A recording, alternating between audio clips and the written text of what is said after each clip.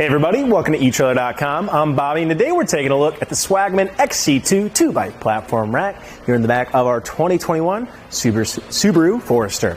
So guys, if you're looking for a decent way of carrying your bikes, the XC2, definitely a first choice option in my mind. What's really great about it, excellent economic option to go ahead and carry your bikes. You're going to get this nice little hold here right on the frame, which is going to go ahead and really secure your bike, allowing it to sink into those wheels and really secure your bike on here, which is great. Now, the only thing I will say, not going to be great for your carbon frame bikes, as we do have frame contact here. So that's usually kind of the advantage of platform style racks, is you can have a lot of different ways of actually holding on to those carbon frame bikes. Unfortunately, that's not going to be the case for this guy, and sometimes you run into issues on a horizontal kind of post system like this.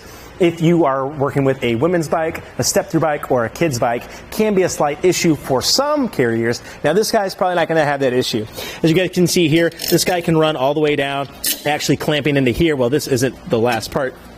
The last position you can actually hold in is going to be right there. As you guys can see, that's going to go ahead and secure it there. Now, that's a very low bar, right, that we're going to have to hit. So I think if you have those step-through bikes, those women bikes, hopefully they're going to be ahead and clamp it on there with no trouble at all. And you kind of see how this system works too. You can go ahead and transpose that. If you guys do have varying heights of your bikes, it's going to be very easy to go ahead and actually clamp onto your bikes, which is great. Now, talking about what kind of bikes we can actually move with this guy, it does have a 35-pound weight capacity limit. So it's going to keep you pretty much down to those road bikes, your standard bikes, a little bit into those mountain bike ranges, but definitely not going to be exceeding it.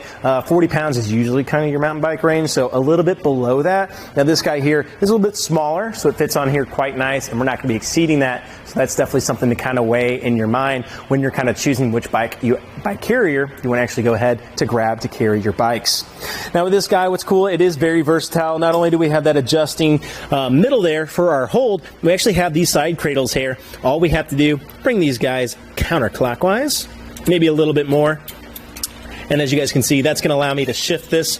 One thing I would suggest too, a little WD-40 can go a long way just in here to make that slide work. You can see this guy's been here quite a long time, starting to have a little bit of scrapes. And if you're not really liking that and you really want to keep it in well working order, a little WD-40 can go a long way. And we don't want to go too much because we don't want to be oversaturating that, because we still want this clamping system to work. But as long as we are tightening it down properly, we're going to have a great little hold for our bikes to get transported for ourselves.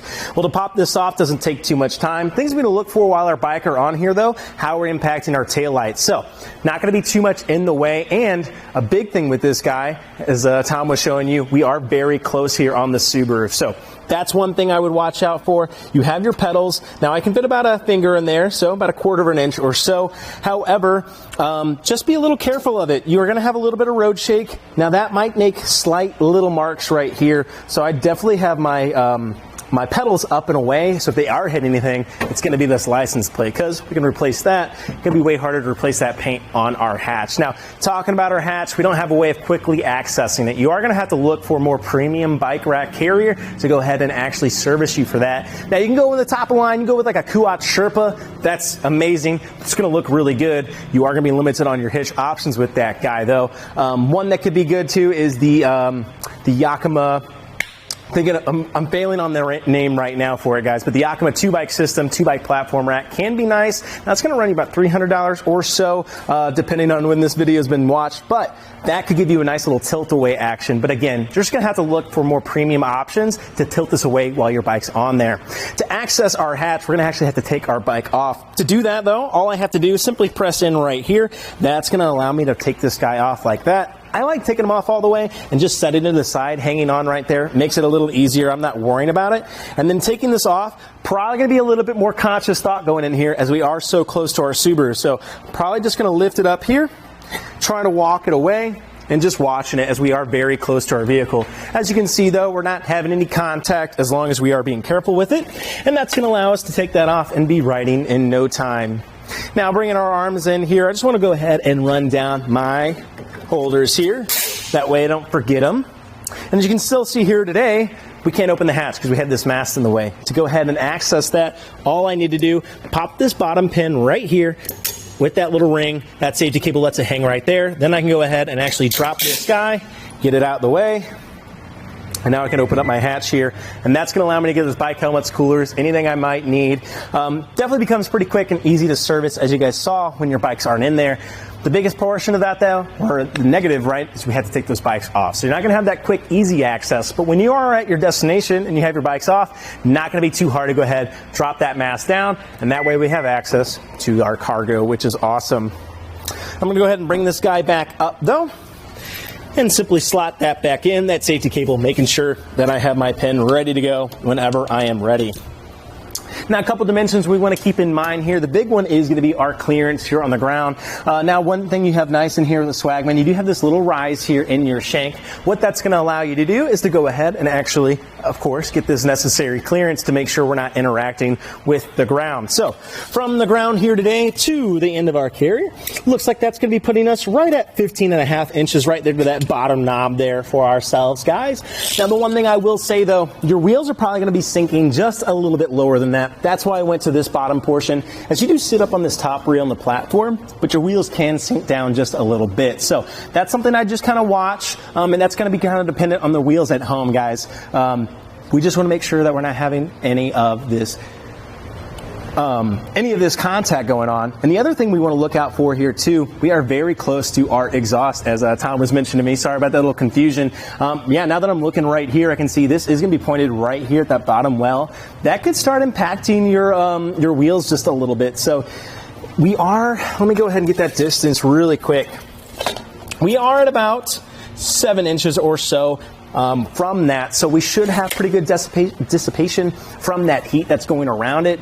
But yeah, that's definitely something to kind of watch. I'd be interested to see how hot that wheel might be getting, and that's could be a thing too. Let's be careful if we're grabbing on here, making sure our metal's not getting too hot. That could definitely be a first-time test kind of thing, making sure that our rubber's not going to be impacted by our exhaust. Another important dimension to keep in mind, though, is going to be our length that we're adding to our vehicle. One thing I like about the XC2, not too big of a rack, not going to be adding too much length, and right there to the end of our cradles, guys, is going to be putting you right at 18, about an 18.25 of an inch, just to go ahead and play it on the safe side, as you do have a little bit of overhang here on the arm itself, but that's going to be nice as we're not adding too much room. Now, unfortunately, we don't have a way of shortening that down. That is kind of what you're stuck with. However, we can bring in these arms. To do that, we're going to have that same pin clip system you saw earlier. All I have to do, walk that up, set that pin in, repeat the process on the other side. And you're going to really like this, I think, because I think that's the big advantage of the XC2 is how lightweight and how modular it is. It can really reduce its footprint size down. Makes this really easy to store in the garage. I know apartment dwelling in cities can definitely be a challenge of fitting everything in it. You know, you have those little closets outside. This is going to be great to go ahead and pop off. And what's also really cool about it, the shank itself actually pops out as well. So it really starts storing in a very easy, tight design, which becomes really great. That's just kind of managing, right? We don't have a lot of room. We don't want to be taking up everything in our garage with this bike rack carrier. So nice, if we do go ahead and take this off, we have a way of storing it very, very easily for ourselves. Moving our way down to the shank, though, you guys can see we are working here today on our 1.25 inch. Now, this will come with a 2-inch sleeve converter. So if you guys have a 2-inch hitch at home, fear not, we're going to have a way of actually getting this on there as well. But our 1.25 inch is going to allow us to use our 1.25 inch hitch receiver here today. On the inside of that, you are seeing a threaded anti-rattle hitch bolt. Now, these guys are great. They're pretty standard across the industry, but what's going to happen as they shake this guy, it's actually be shaking the entirety of our Subaru. That means we're in line with one system, making for a nicer, smoother ride for ourselves, our bikes, and of course, our bike rack, which is great. And with that reduction of that play, just really goes a long way of making sure you have a nice stable platform, so that way we're not damaging our bikes and we get there in a nice safe manner. The only thing I will say about the XC2 that kind of stinks, we don't have any security measures. We don't have a cable lock, and we don't have a hitch lock. Now, all those are available here at etrailer.com, but it does start adding to that purchase. However, the XC2 definitely not going to be breaking the bank anytime soon. So in my mind, it's definitely kind of being my go-to. I know how it can be kind of working it and not really having a lot to work with. So this is a great option for a lot of starters, or again, if you just want something small that's going to fit inside a closet somewhere and really not take up too much room when you store it. The only thing to watch out for here is going to be our backup camera. Right there, it is going to be a little bit more offset to our driver's side. So it's going to be kind of nice with XC2 here. We're not taking up too much room. Even here, you can see a lot of gaps to see through. And we have this entire back driver's side hemisphere, which is going to be great for us to actually go ahead and actually see out of still, and I do kind of like that. Overall, guys, I think the XC2 is a great little option for people who are just starting to get into biking, or again, you're just wanting that nice economic solution to go ahead and get your bikes up to the weekends every now and then. If you're not a very avid cyclist, and like if you're like me, just want to take the girlfriend out every now and then, this could be a great little option. Well, guys, I think that about does it for our look at the Swagman XC2 here today on our 2021 Subaru Forester. I'm Bobby. Thank you for watching.